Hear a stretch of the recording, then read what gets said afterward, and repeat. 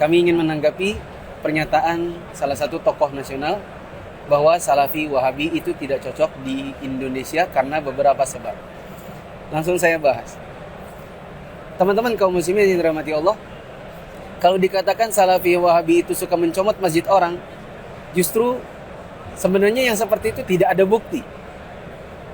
Yang ada adalah teman-teman atau ustadz-ustadz yang bermanhaj salaf diundang di masjid-masjid kaum muslimin karena orang melihat keilmuan. Ustadz dari Madinah, ustadz dari Mekah lulus, kemudian dikenal di masyarakat. Masyarakat mengenal kok ilmunya jelas, ada dasar, ada dalil, kok ilmiah, kok lebih menarik. Mohon maaf, harus diakui juga sebagian ustadz salaf itu sangat menarik untuk didengarkan, bahkan oleh orang awam. Diundanglah mereka ke dalam masjid kaum muslimin. Lalu orang-orang tertarik, lama-lama orang meminta, tolong itu lagi. Kapan ustadz yang kemarin? Itu ustadznya bagus, tolong dijadwalkan rutin. Lama-lama kaum muslimin yang ada di situ semakin suka melihat penampilannya seperti apa, diikuti. Seperti gini kan, bajunya gamis. Besok-besok sekretaris masjidnya pakai gamis. Bendahara masjidnya lama-lama pakai gamis. Ketua dakwahnya yang tadinya nggak ada jenggot ikut berjenggot. Akhirnya lalu seolah-olah takmir masjid yang ada itu mengikuti ustadz yang sudah diundang dari kalangan salafi ini, dan lama-lama image-nya adalah masjid ini diambil oleh salafi. Salafi itu nggak seperti itu. Saya di Balikpapan, sebagian teman-teman takmir masjid yang umum, yang memang itu masjid perumahan, saya bilang sama mereka, karena antum sekarang jadi takmir, tidak bermakna semuanya antum jadikan salafi. Mohon maaf.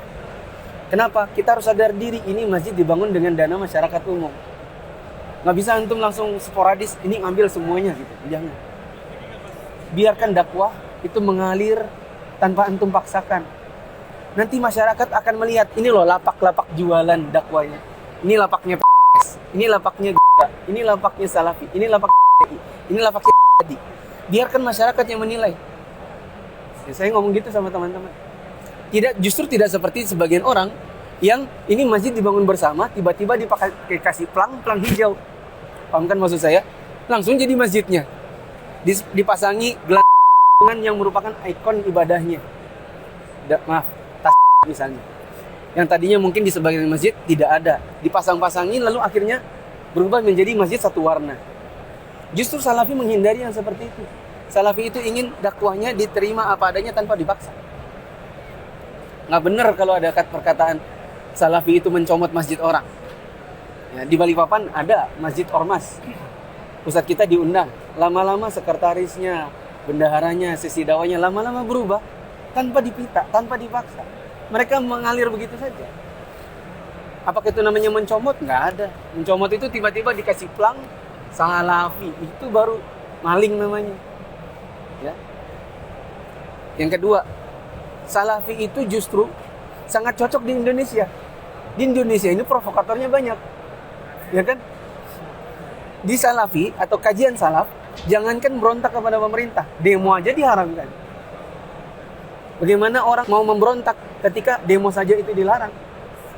Dan itu sangat cocok di Indonesia karena ustadz-ustadz akan menyuarakan agar masyarakat itu bersabar dalam menghadapi kekurangan presiden, menghadapi kesalahan-kesalahan misalnya menteri, terutama yang bidang agama misalnya kan, itu akan lebih menghadapinya lagi dengan kesabaran, dengan ilmu, dan itu sangat cocok. Karena di Indonesia ini memang kekacauannya banyak, kekacauan di bidang politik, sosial, agama, masalah sara.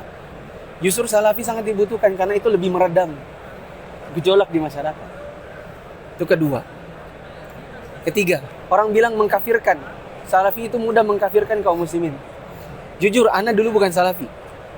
Ana dulu kajiannya Hizbut Tahrir dan kajian partai. Intinya adalah lama-lama saya tertarik. Kenapa? Oh, ternyata di dalam pemahaman salaf kita tidak boleh mengkafirkan kaum muslimin dengan begitu gampangnya. Di dalam manhaj salaf, pengkafiran itu ada dua.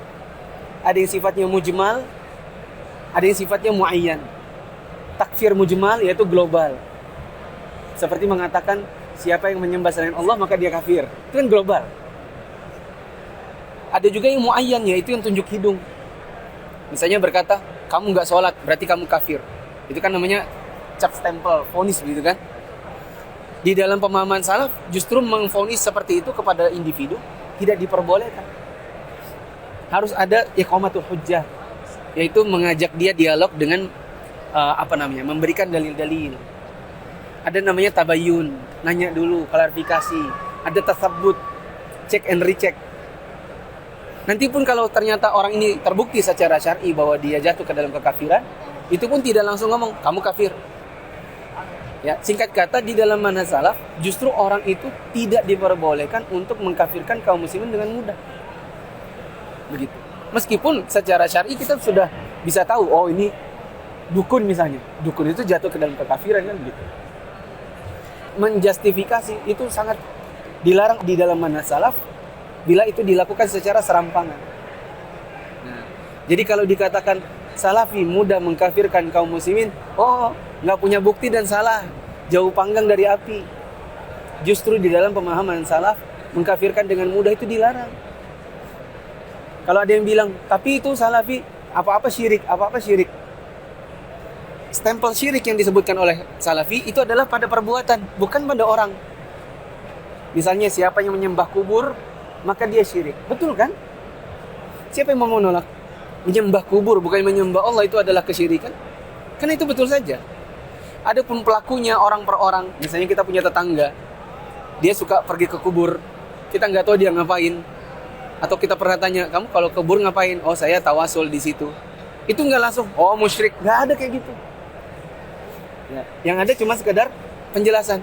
Kita kalau ke kubur yang disunahkan adalah memohonkan ampun buat yang dikubur, memohon sesuatu kepada Allah.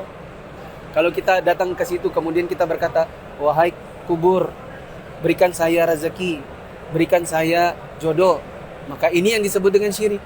Dan yang dijelaskan adalah perbuatan, bukan stempel orang per orang gitu.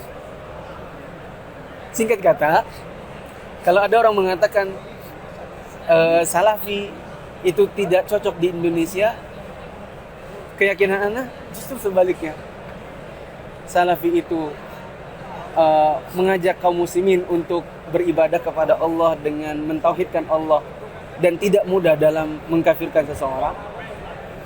Adapun penjelasan tentang sebuah perbuatan, oh ini kekafiran, oh ini kemusyrikan, yang dimaksud adalah perbuatannya. Adapun individunya tidak seperti itu, tidak serampangan. Yang kedua, di Indonesia itu banyak provokator. Di Indonesia banyak orang yang mengajak kaum muslimin untuk memberontak kepada pemerintah. Pemahaman salaf justru mengajak kaum muslimin untuk meredam gejolak dan menghadapi kesalahan pemerintah dengan lebih kesabaran, dengan doa.